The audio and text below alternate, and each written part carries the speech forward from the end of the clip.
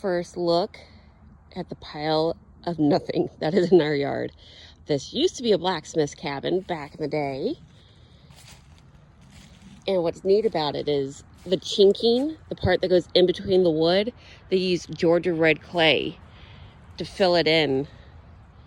And in some of the places, it looks like they actually made bricks out of it before they filled it in.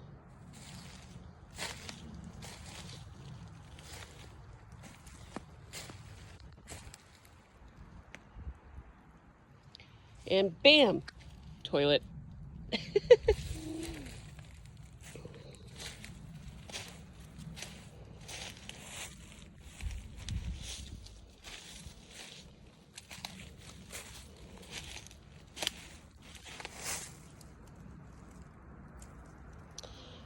It's such a shame it's a loss.